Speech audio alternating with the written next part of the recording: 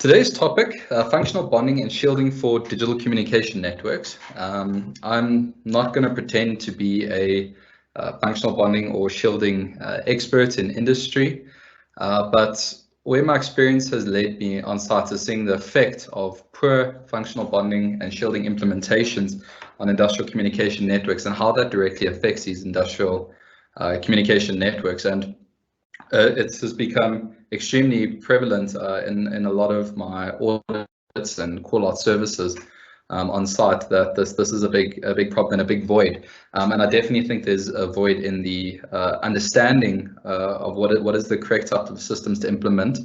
Why are poor systems affecting our networks? So we're going to go through a few definitions on. We'll talk about EMI, what is EMI and how does it affect my networks, and then we'll discuss some mitigating factors to prevent this interference from affecting our networks. So firstly, in this discussion, I've got a couple of pictures for you. This is the oscilloscope, a capture of an oscilloscope image from PROFITRACE of the PROFIBUS signal that is being affected by EMI, and we'll go through the definition of EMI in a minute. But you can see that there's noise that is actually being induced on the signal waveform over here from alternative coupling or interferences coupling on that signal. This is our separate signals. You have your A and your B cores over here, and you can see it's quite a substantial interference that can most certainly result in failures of these networks and trips on these plants. And so this is an image that I've seen 100 times on site before. 100 times on site before, and with this, I thought it was imperative to actually study what is the cause behind this. So I went through quite a few standards, understood the concepts behind and some of the EMI fundamentals and how we can actually mitigate this risk. And I'll share some of that with you today. So today's discussion, start off with some definitions, some risk identification definitions within EMI fundamentals. We'll go through the 5 steps of mitigating EMC guidelines. I'll suggest an audit sign-off sheet that can be implemented on sites to verify the presence of EMI and the availability of EMC preventative measures. And finally, there'll be a slide on training and further steps to be discussed. So firstly, EMI versus EMC. I've definitely been a culprit of this and sometimes used the two terms interoperably, where I'm trying to describe the interference effect on a client's network, where my initial thought was that EMC stood for electromagnetic coupling, although that could be an acronym of electromagnetic coupling. In the context of today's discussion, EMC is actually the counterpart of EMI. So electromagnetic interference, or EMI, is where devices are affected by an electric or magnetic field. All electrical devices generate magnetic and electric fields which may disturb the functioning of other devices. EMI can cause communication faults in communication networks like PROFIBUS, PROFINET. The counterpart of EMI, as I mentioned, is electromagnetic compatibility, stands for EMC. To use this term in context, a device's EMC must ensure that no field conducted or line conducted influences may disturb the device. So the sources of EMI are mainly coupling. A source of disturbance is only capable of disturbing another device if there are coupling lines. We're going to have a look at the effects of 2 main coupling lines, namely line conducted disturbances, which is a conductive coupling, and then nearby disturbances, which is capacitive and inductive coupling. So line conducted disturbances are caused by conductive connections between devices. Conductive coupling requires an electrically conductive connection between 2 current circuits. This connection is also referred to as coupling impedance, whereas capacitive and inductive coupling is caused by nearby disturbances. They are produced by magnetic or electric fields. from inductive and capacitive coupling sources. So in conductive coupling, in this image we have a single current circuit where the negative line of the voltage source U is bonded to a bonding point, or your common bonding network. You have two line impedances, line impedance 1 and line impedance 2, and then you have an associated impedance with the consumer of the circuit. The current flows from the positive terminal of the voltage supply going through line impedance 1 through the consumer and then through line impedance 2 and returns back to the source. No current, however, has flown through the connector to the common bonding network. Therefore, as a result, conductive coupling in this system is impossible. However, if we had to have another connection to the common bonding network via the consumer or at a separate point where the negative conductor is connected at least at 2 points, multiple connections of this current circuit to the common bonding network may result in a current flow through the equipotential bonding system as indicated here. As often, your PROFIBUS and PROFINET cable shields are connected to the housing of the devices, and which are thus connected to the common bonding network. Currents from the equipotential bonding system may flow through the cable shield and data line, which can then hence couple disturbances onto that data shield. Next, we look at capacitive coupling. Capacitive coupling emerges between two conductors that have a conductive connection and a potential difference. The conductive connection is enabled at the bottom over here through the common bonding network, and the potential difference from two different or varying voltage sources, which could be shifted phases or just varying voltages, basically causes the interconnection of the varying voltages, and the single connection can cause stray capacitance indicated by C. This is what we call capacitive coupling. And lastly, inductive coupling. Inductive coupling results from magnetic fields between two current circuits. The alternating current of I2 generates a magnetic field which can cause magnetic flux, and this induces a voltage and therefore a corresponding current into circuit 1. Inductive coupling occurs very frequently in industry, firstly because there's no conductive connection required between the two separate circuits, and the physical proximity suffices to produce a significant common coupling inductance. And then the last source of severe interference that we would typically find and that we're going to take into context during today's session would be electrostatic discharge. Electrostatic charges occur when the friction or separation of different materials causes a large potential difference. Friction of different materials leads to the transfer of electrons between two materials. Due to this electron transfer, one material collects a positive charge and the other a negative. The electrostatic charge is discharged as soon as there is a conductive connection between the two materials with a high potential difference. This resulting high current flow or electrical discharge may disturb or damage sensors and data communication networks such as your PROFIBUS and PROFINET networks. So one of the measures to protect against EMI is cable shielding, and we're going to discuss two types of cable shielding today, namely passive and active shielding. So passive shielding is achieved by using a shielding material of sufficient thickness only, with no additional equipotential bonding connections. So the shield is not bonded at any point to the common bonding network or to grounding points. The minimum material thickness is dependent on two factors. So firstly, the frequency of the disturbance affecting that communication cable, and the second would be the magnetic permeability of the shielding material protecting the magnetic field.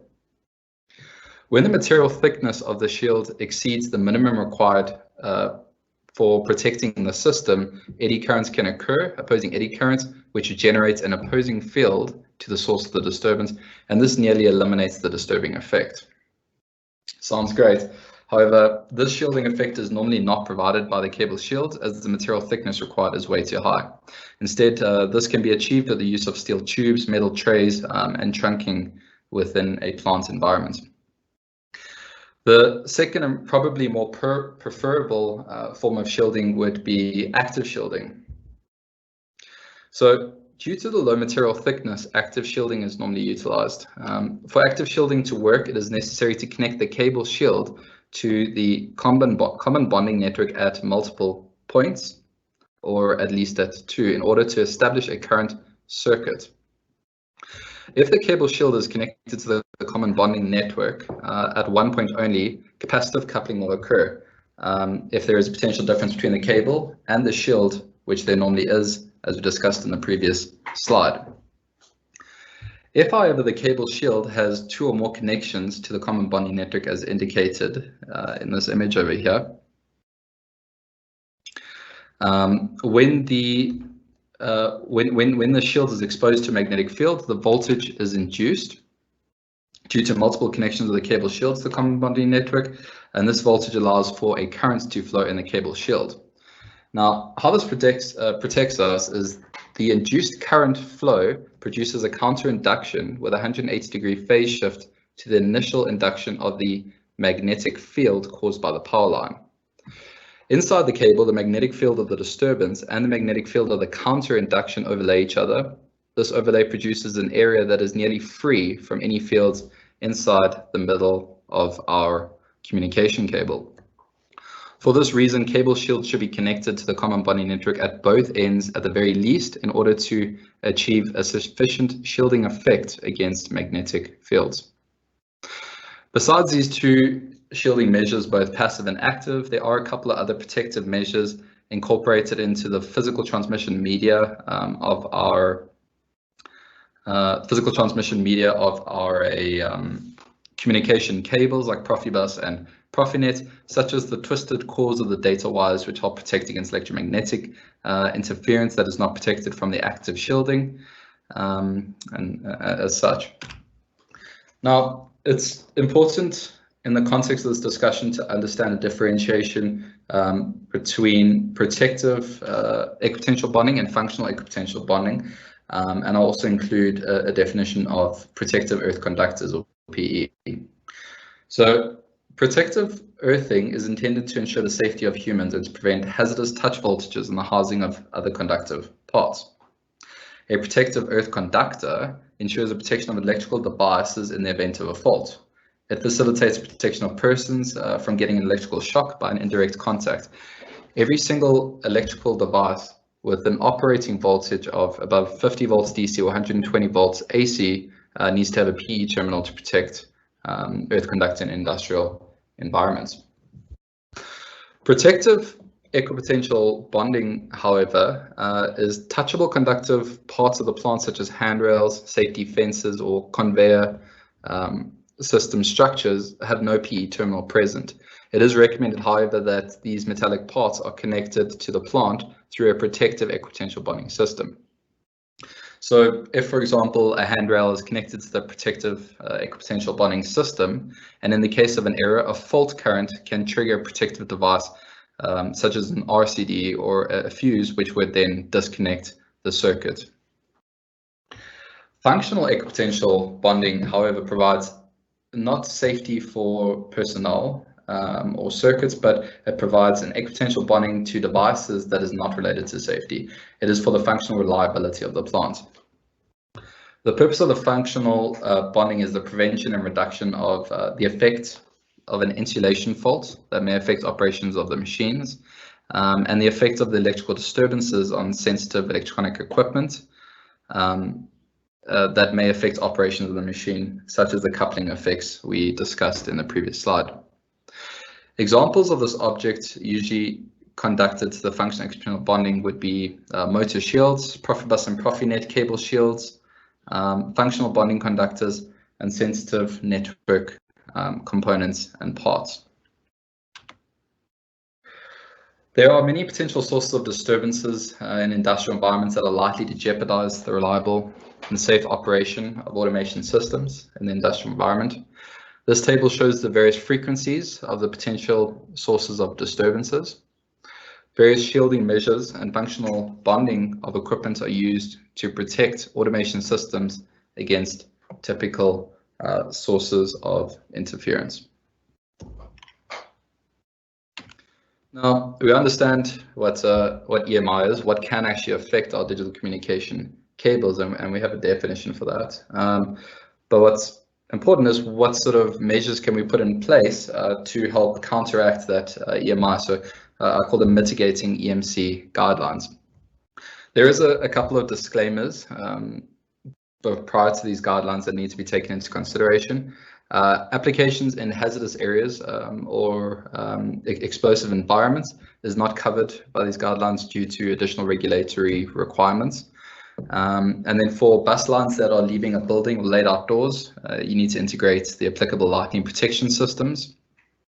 And it always is preferable to utilize fiber optics for cables that are leaving buildings, or especially cables that are running into sections that are supplied by different power sources or different main distributors. So I've got 5 main mitigating EMC guidelines that I'll go through. The first, provide both protective and functional equipotential bonding through a common bonding network. So I'm going to refer to this as CBN for most of today, common bonding network. So a strict separation between your functional and protective equipotential bonding systems is not really feasible in practice, as unintended connections between these two different systems will frequently occur. Attempts to separate the two systems can also incur substantially high costs for the plant. Common equipotential bonding is therefore recommended, or CBN. A common equipotential bonding system of this kind is referred to as a common bonding network. So a combination between both my protective and functional bonding systems.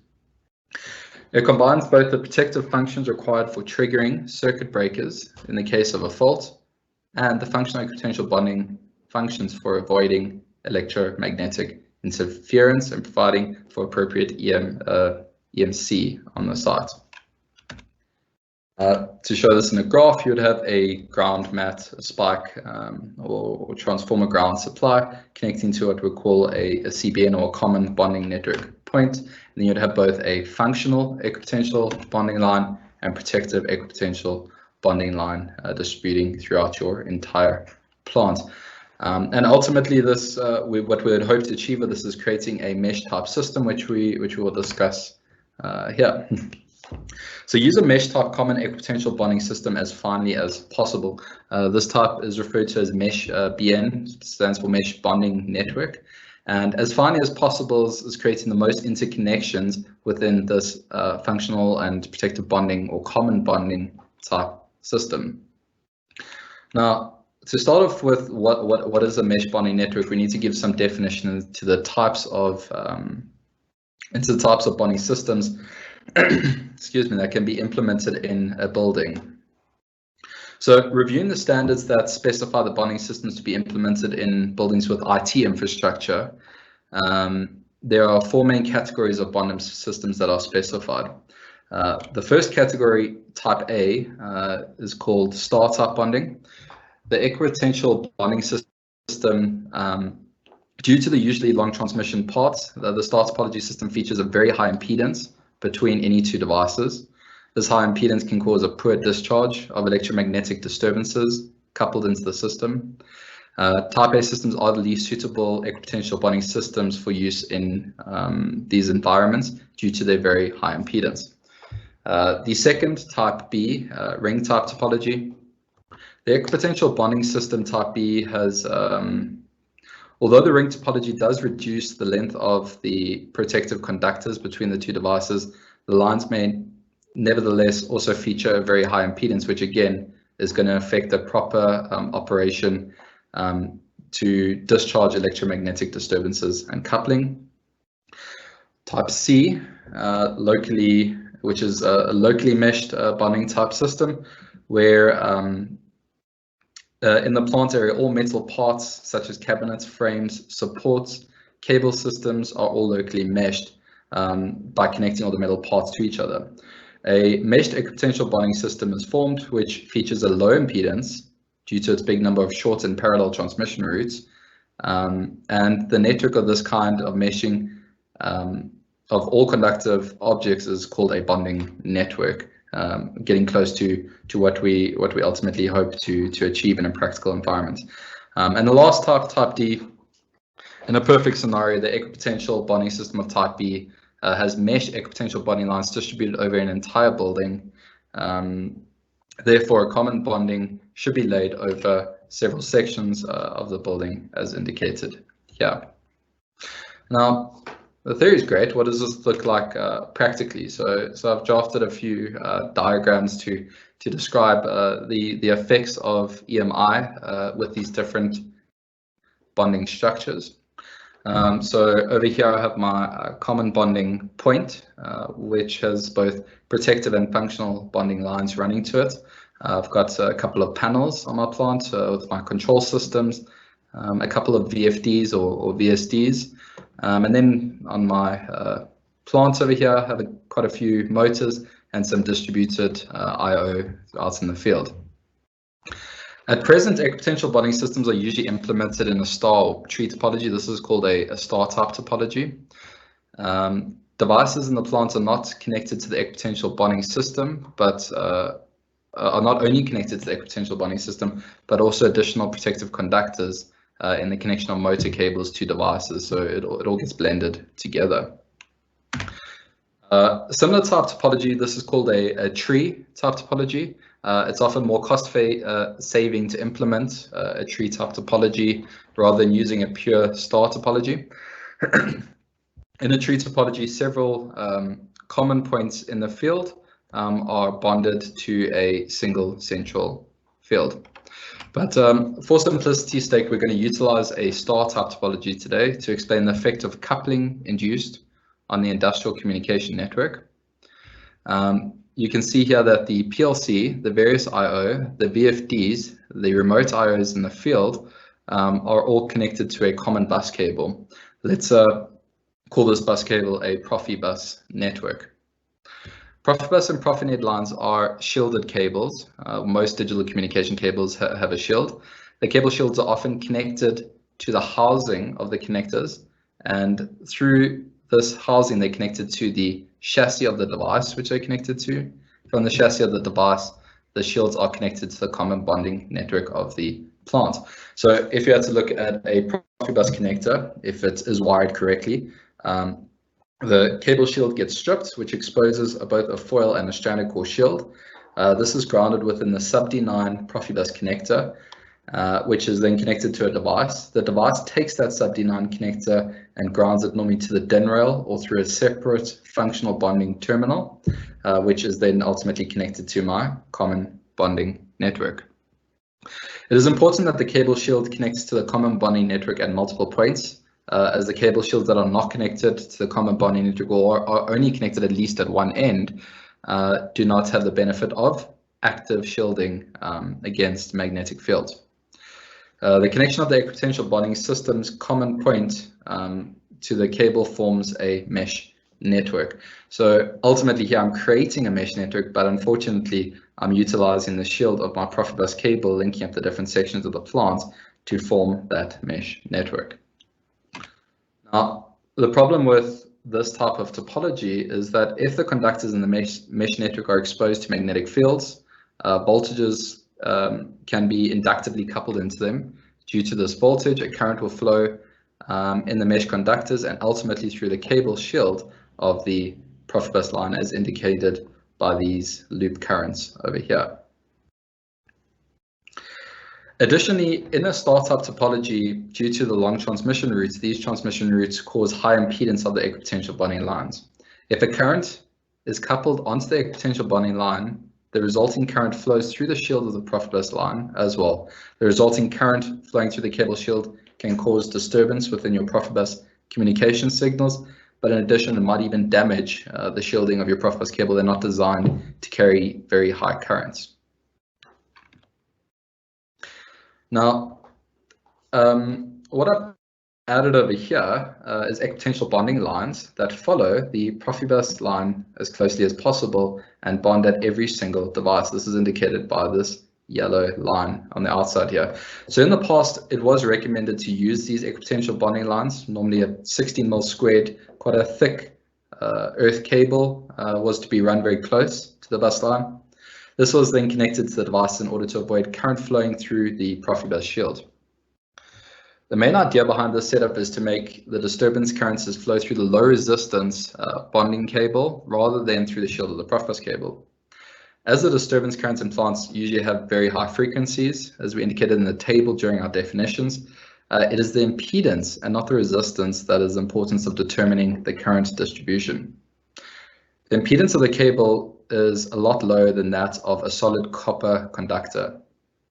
And therefore, for large parts of the current that occurs in the mesh network will flow through the cable shield and not through the equipotential bonding conductor laid in parallel.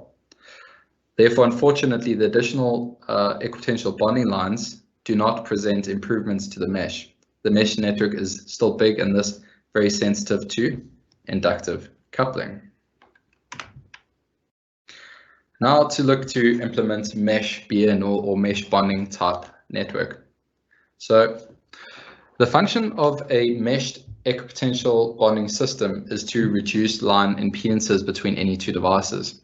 For this purpose, as many parallel electrically conductive connections as possible should be installed between the devices of the plant. This would make for a huge large effort and probably a lot of cost if only cabling was used. And thus the meshing can incorporate metal parts of the plant such as pipes, frames, cabinets, cable ducts and trays to distribute that mesh BN throughout the plant. It is also important to include the foundation earth electrode or mat and the steel civil infrastructure of the building floors into the equipotential bonding system. In this case, however, it is important to ensure electrical continuity through all the various different parts of the building, whether it's through a welding and ensuring a low resistance path between all the different systems. For greenfield installations and newer modern plants, a meshed equipotential bonding system can very easily be implemented and integrated from the beginning of the civil design. However, for a brownfield plant which already incorporates a star or ring equipotential bonding system, the slide which I have up here indicates the improvements that can be implemented, which consists of adding equipotential bonding conductors between the devices, which are represented by the thick lines in the drawing. In order to ensure low impedance, even at high frequencies, the lines in the figure should be tin-plated or multi-wire copper lines. The stub lines connecting to all the different structures of the plant and all the different devices should be as short as possible. And additionally, the devices should be connected to the ring line at several points in order to form many small meshes. And what you'll also notice is there's multiple grounding points within this mesh type network. Now, due to these smaller meshes that we've created in this brownfield type installation, the bonding system has a lower impedance, which prevents potential differences and the associated coupling with those potential differences. In addition, the other benefit of this architecture is minimizing the effects of electrostatic discharge, especially in non-metal conveyor type systems. Fine meshed equipotential bonding systems also apply to the interior of cabinets within the plant and the interconnection between these cabinets. Inside the cabinets, normally the metal mounting plate in combination with using metal DIN rails can achieve the internal bonding. The mounting plate in these panels should be tied to the common bonding network with a low impedance bond. And here you can see much smaller loop currents based on this meshing type structure. Now, suggestion 3, provide a connection of the industrial communication cable shield at multiple points through the housing of connectors and devices and this to the common bonding network. So, as the cable shields makes use of active shielding principles, PROFIBUS and PROFINET definitely follow this principle. The shield should be connected to the equipotential bonding system at least at each end, so at least twice per cable run, but more connections are preferable.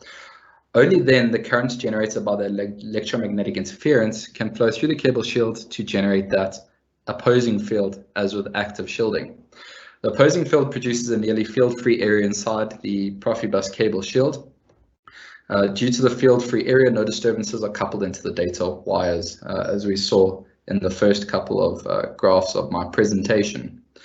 A low impedance connection of the data shield, connector housing, and the housing of the industrial communication device is a requirement for good EMC or electromagnetic compatibility. In case a device does not allow for sufficient contact of the cable shield to the common bonding network, additional shield connections can be established close to the device. It is possible additional connections to the cable shield to the common bonding network should be made.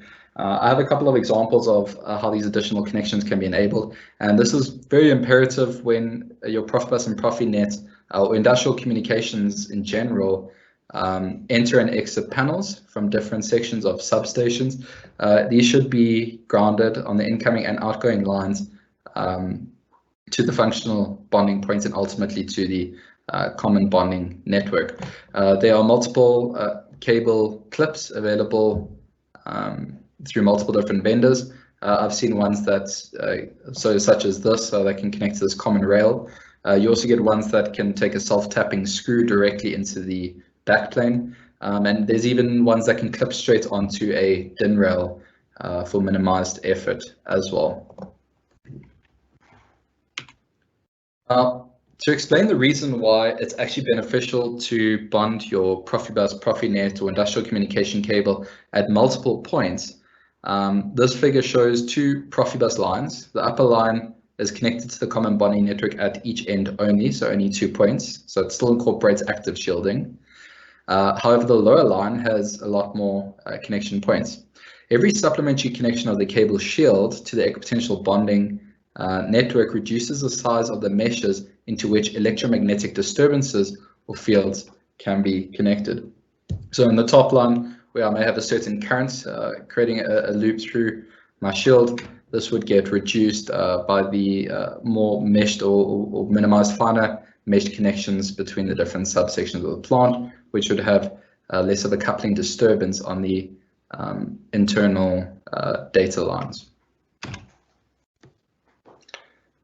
Recommendation 4, if not excluded by the manufacturer of the frequency converter or the VSD converter, utilize symmetrical shielded 3-wire motor cables with either symmetrical or a separate protective conductor. As the motor line is an important part for certification, the frequency converter documentation usually specifies the cable type. This is, for example, the case in documentation with many of the larger vendors in the user manuals associated with the frequency converters. In most cases, however, the vendor prescribes shielded motor lines. However, the structure of these motor lines differs in detail from vendor to vendor. I have summarized some of the common attributes across the documentation in the following slides, but again, rather follow the experts or the manufacturers of the frequency converter, understand what the documentation says, to incorporate their types of grounding and shielding structures specific for their devices. But if there is a gray area or it's open, my suggestions would give a good indication into the best path which you can follow. So in this figure, you can see that the cable shield is run around active conductor lines, so line 1, 2, and 3, L1, L2, L3, and a protective earth conductor or PE of the motor line. The shielding prevents electromagnetic interference from the inside lines to other current circuits located on the outside of the cable shield. Coupling inside the line, however, is not suppressed by the cable shield, and this means that disturbances in an internal conductor of a line may be coupled into other internal conductors through electro or magnetic fields. Let's explore that, the first one being capacitive coupling. So capacitive coupling occurs as soon as there is a potential difference between two parallel lines. The potential difference between the three conductor lines L1, L2, and L3 are produced by the 120-degree phase shift between each of these individual line voltages.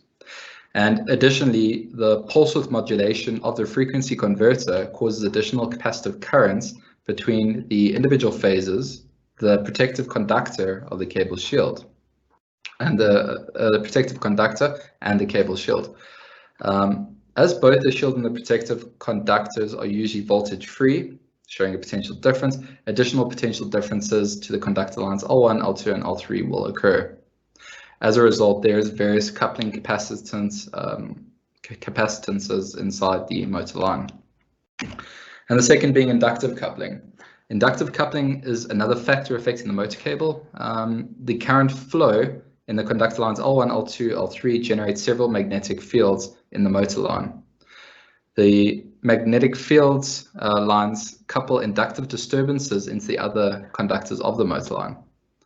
Now, because L1, L2, and L3 induce currents of different intensity to the protective conductor, purely because of the distances difference, so L1 and L3 are right next to the protective conductor, whereas L2 has a different distance, so therefore a different coupling intensity. The induced voltages do not compensate for each other, and instead they create a common voltage which appears as a current flow in the protective conductor. As soon as it's connected several times to the equipotential bonding system, the current generated in the protective conductor causes a potential difference in the equipotential bonding system, which can cause ultimately interference down the line. The current flow in the protective conductor can reach even up to 10% of the phase currents as specified in some of these standards. So then, what motor cables should I be using? There's two main types. The first would be what you call internal conductors. So where you have internal conductors in the motor line, you can utilize a motor line with three protective conductors. These conductors should be arranged symmetrically around the conductor lines L1, L2, and L3. This considerably reduces the total amount of incoupled voltages, as the distances between these protective conductors and your line phases are equal. The second one I can use is a separate conductor. So for a shielded motor line, a separate protective conductor provides advantage, as there's no disturbance from the inside. Motor lines can be coupled onto that protective conductor. For both cables using a shielded motor cable, in accordance with manufacturer specification, you should connect the shield of the motor cables to a large surface connection at each end of the common bonding network. Connecting and also connecting the motor to the common bonding network as well. And I've seen firsthand using these shielded motor cables and connecting them to multiple points in plants has a considerably improved effect for the coupling disturbances that occur on digital communication systems. And an example is where I was actually at a paper factory, and when I when I first do go to attend a call out or an audit or whatever it might be, I'll walk up and down the cable runs just to see if I can see any violations of the specification of the installation, such as bad connectors, running your PROFIBUS cable next to high voltage motor cables as such, which is a no-no. And what I noticed is that actually cable tied their PROFIBUS cable to all the motor cables to help distribute them across the plants, and that's a big warning sign for me. So I'm like, geez, when I plug in my oscilloscope, this network's not going to look good. Plugged in my oscilloscope and the network looked fantastic. It was nice and square and even. My reason for doing that call up was actually a duplicate address, and it was not associated with EMI. And what I'd noticed, what they'd done differently, is the motor cables were shielded and the shields were grounded as they entered and exited panels, protecting the PROFIBUS cable completely from those coupled interferences. So definitely important. And my last EMC guideline 5, multiple connections of the 24-volt supply circuits to the common bonding network have to be avoided. Now, there are two permissible methods for the protection of your 24-volt DC power circuits, and they both are very different from each other. So the first one is SELV, safety extra low voltage. How the system works is in an emergency or in case of a fault, The current circuits carry only safety extra low voltage, and for this reason, these current circuits are completely insulated from all other current circuits, and they are not connected to the common bonding network of the plant. A fuse in these current circuits can be triggered only if there is a short circuit between the positive and negative poles of this power supply, but not if there's a connection between the positive pole and the common bonding network or any earthing network. In order to detect these, you need an insulation monitoring system that needs to be provided. And such a monitoring system often entails additional expenditure. Therefore, utilizing SELV type systems is probably only preferable in hazardous environments, especially like in the oil and gas industries. But the second protection system is PELV, protective extra low voltage. More often utilized, these systems provide for protection against accidental contact and require that the negative pole of your power supply should get bonded to the common bonding network at least at one point. This should be done as close as possible to the power supply. If a scenario that the positive pole makes accidental contact with the common bonding network, the result will short circuit and will ultimately trigger a fuse or some other protection device. So here I have an example of a typical PELV, protective extra low voltage type system with a single bonding point to the common bonding network right next to the power supply. Multiple connections to the common bonding network usually occur in two ways. Firstly, plant builders accidentally connect the negative circuit to the common bonding network without checking the entire system to check if there is a previous type connection, or even by accident. And the second main cause would be devices that intentionally connect the negative supply pole to the common bonding network internally. So unwanted multiple connections to the common bonding network do usually cause issues. The equipotential bonding systems usually run parallel to the 24 volts DC supply circuits. And in this case, there's about three situations that can occur. So here you can see I have a separate bonding of my negative conductor to my common bonding network. And under normal operation, you'd expect your electrons to flow to your consumer and ultimately just to return via the negative conductor. So now with multiple bonding connections to your negative line, the first situation that can occur is if the bonding system's resistance is lower than that of the negative lines, the total current will be divided into two due to Kirchhoff's current law. And a large part of the supply current will run through the bonding system, and this may result in damaging to your data lines and motor cable shields, as your shields of your communication lines and motor shields often have multiple connections to the common bonding network as well and are not designed to carry large amounts of current. The second scenario that can occur is if the bonding system's resistance is actually higher than that of the negative conductor. The same scenario as the first scenario discussed will occur. However, you'll probably find that there's voltage drops, and these are likely to cause various disturbances across your control systems. And the third scenario is if there is a line break in the negative line, whether this is intentional or not, the power supply might be completely redirected through your bonding system. This will result in a drop in the voltage and may also affect data shields which have a low current rating.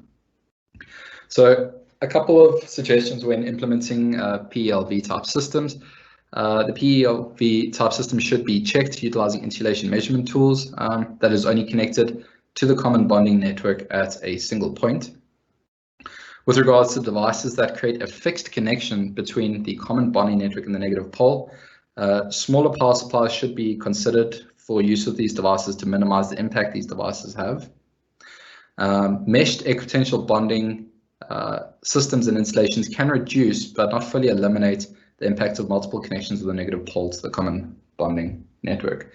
Ultimately, utilizing a small lower power supplies to keep cables between power supplies and consumers as short as possible.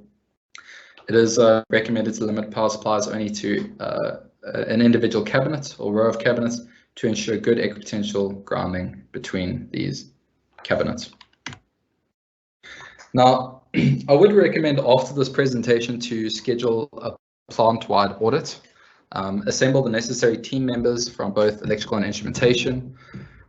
In this audit, you should identify the types of bonding systems that have been implemented on site, identify any risks that may be present on these systems, and create an action plan to improve the bonding and shielding of these systems on your plant, especially if you know that this is the underlying cause of poor network performances on your digital communication systems.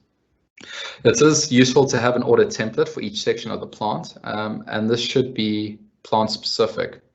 PROFIBUS and PROFINET International have released a fantastic standard for the functional bonding and shielding of PROFIBUS and PROFINET systems. A lot of my studies on this topic were originated from this standard. And within this standard, towards the end, there is an example audit template, which can be used as the basis for creation of your own. The standard is freely downloadable from their website. If you would like the link, please do drop us an email to IDX Academy, but you can ultimately get it from profibus.com/downloads. I think it's on like page 90 or so, and it gives suggestions on the different recommendations that should be implemented, and does your site adhere to that. So where do I go after this? Training and further steps. So the first suggestion with training, I'd say study the relevant standards and guidelines. As I mentioned, that PROFIBUS, PROFINET, functional bonding and shielding is a really great guideline that goes into a lot more detail around some of these concepts. And having a look at the different standards and that associated with implementation of bonding systems for buildings with IT infrastructure would be very useful. If you have not yet received training on the technologies that you're utilizing, such as PROFINET, PROFIBUS, ASIA, and Industrial Ethernet, we do give a lot of practical examples during these courses. And then ultimately getting fault finding experiential learning with somebody experienced in this field, where they can go around, do that audit with you, and IDX is geared itself to provide a service as such. Invest and learn in relevant testing tools to check your earthing type systems, or to check the effects of the earthing systems on your communication networks, whether it's creating errors on your industrial Ethernet networks, or ultimately just inducing or injecting noise onto your PROFIBUS signals. It'll help you identify where the problems are, so you can make the necessary mitigating EMC steps. And getting network audits or certified network designs and support resources, we can always assist with that as well.